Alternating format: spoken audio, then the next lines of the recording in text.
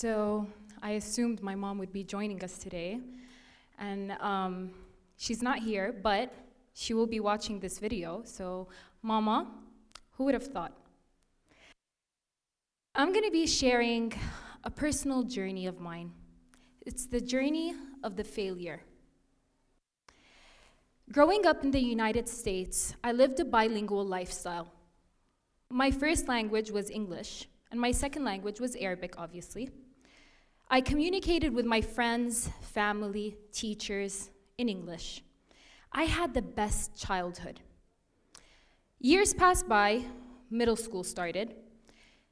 My parents always wanted us to move back to Jordan. It was the plan, basically. Jordan was home. It was what they wanted for me and my siblings. The only thing was that my parents weren't fully aware of the different educational systems here in Jordan. So, to play it safe, they put me in the same school my cousins used to go to, which was a national school. My school was epic, don't get me wrong. And I made friends for life who are actually in the audience today. Thank you, guys. Anyways, moving forward, the only thing about my school was because it was a national school, all subjects were taught in Arabic, and English was the only subject that was obviously taught in English. And coming from the States, I barely knew a few words in Arabic. I mean, I was good with marhaba, kif halak, shukran. But when a teacher would come up to me and tell me, Rawand, i'rab ma yali, فعل ماضي مبني على فتح. Hold up. I did not sign up for this. My mom tried her best. She hired a private tutor who started with me from scratch. A few years later, I became a confident, fluent Arabic speaker. I communicated with my friends and family with confidence, obviously. But my friends were always ahead of me. They were smarter than me. They understood things, specific concepts that I wasn't able to understand. I mean, I'm not blaming my teachers, but back then, they had to follow the guidelines and the rules of teaching, following the book, memorizing. I wasn't about that life, just FYI. And I want to thank my teachers for putting up with me. Unfortunately, school became a challenge. School became an obstacle, and I wasn't happy. I was failing in most of my subjects, spending my summers studying in order to redo my makeover exams, or makeup exams, whatever you want to call them. And I was labeled as the failure. Rawand Samarah, the failure. Rawand Samarah, الفاشلة. I lived with it, I loved it, I couldn't care less. أنا فاشلة, so what? Who cares? I'm living life, I'm having fun, I have cool friends. Does it matter? No. The failure made her way up to high school, graduated, entered university. Finally, a bit of freedom. I got to choose the major I wanted, the major I've always wished for, business. I entered university with high hopes of changing the label, the failure, into something just a little bit nicer. Unfortunately, that wasn't the case. I was still the failure. I was still failing. Putting that aside, during my years in university, I went to an event. I met up with a mom. She was really humble, really sweet. She noticed the accent. She came up to me and she was like, Rawand, my daughter, she's in 3rd grade. She's struggling with her English. Do you mind tutoring her and helping her out? I was like, sure, why not? Let's do this. Weeks passed by, and I'm tutoring this young girl called Lulwa. She was really smart, but Lulwa reminded me of myself. Lulwa hated rules. Lulwa hated books. Lulwa wanted to have fun. Lulwa wanted to run away from her home and come to Miss Rawand's safe space and enjoy her time while learning. Shockingly, I had a different approach. She didn't want to follow the rules. She didn't want to follow the books. I put the books aside, and we started learning, but with having fun. We would jump around, we would dance, we would use different resources all over the house. At the end of the day, she would leave my household understanding the concept, the exact same concept that was inside the book. That's when I woke up. I was studying business, just as a reminder.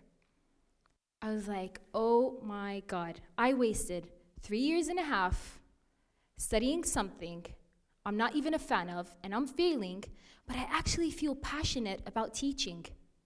I feel like I have a way. I feel like I'm not a failure in this. That's when I realized my passion for teaching. I went up to my mom and told her, Mama, I'm not happy. بدي أحول. She was like, you have 1 more year left, do your thing, and I promise you, you'll do your master's in whatever you love. She stuck to that promise. I graduated and found my dream job. I became a teacher. Students, parents, and teachers were praising me and guiding me. They loved me, and obviously I loved them back. I felt confident. I wasn't a failure anymore. That's when I decided to complete my master's in education and grew my way through, started teaching at a university in Jordan as an English instructor. Years pass by, something happens. I think you'll all remember this. COVID. I was having the time of my life. دكتورة روند. أنا ما معي دكتورة. Just FYI. Okay? Everyone gets locked up, opens their laptops, and starts studying. Remember, guys, I'm not about the rules, okay? Imagine me being behind the screen teaching 25 students. But the good thing about COVID was, looking at the bright side, for 3 months, I was able to save a few bucks.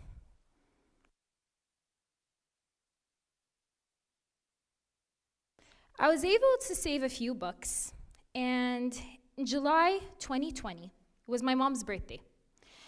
I was on my way to get her the best birthday gift. I saved a few bucks. I wanted to make it up for her. I gave her the hardest time, guys, honestly. Driving to the mall, I get a phone call. The $1 million question back then. Rawand, في مدرسة, ندفع الأقساط. Parents, I think you're all familiar with this. I joked around with the person who called me and told that person, how about you just give me the school tuition and I'll take care of your daughter? And he actually told me that's actually such a smart idea. I closed the phone and something just hits. I remember calling my mom and telling her that, Mama, I was on my way to get you the best birthday present, but can we please just postpone it for a few months, maybe a year? I promise you I'm gonna make it up to you. She was like, Rawand, what are you up to? I was like, Mom, can I use the dining area ببيتنا? She's like, it's COVID, no one's visiting, you're good, go ahead, use it.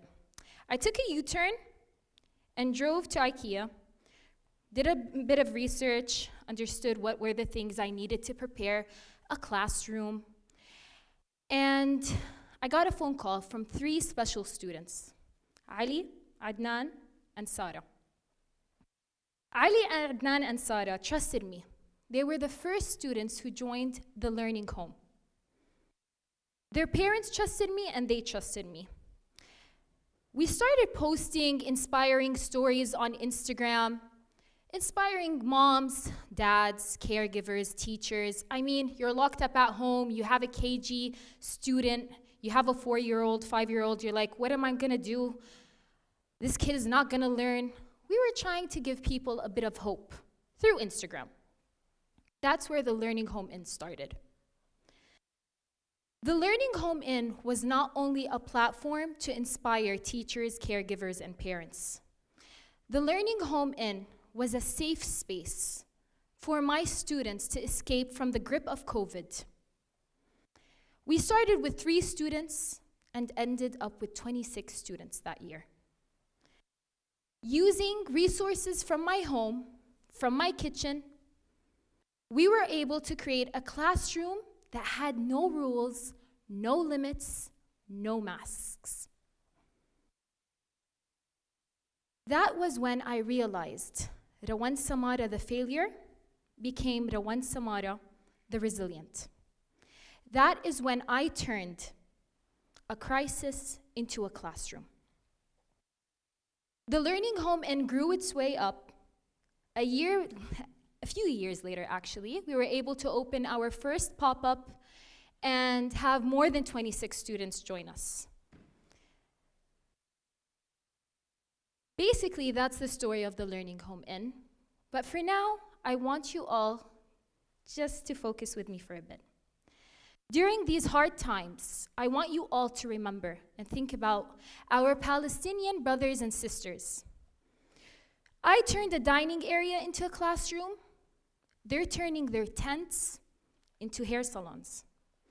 They're turning their tents into theaters. They're turning their tears into smiles. Sorry, guys, I got a bit emotional there. I want us all to remember that education is not a form. Education is not a bunch of rules and guidelines and regulations. Education is not just a classroom in a school. Education is passion. It's the love for learning and the willingness to explore. Our brothers and sisters in Palestine do not have classrooms, do not have schools, but are still able to teach us through a small screen. Thank you. I'm going to stop there. Thank you so much, everyone.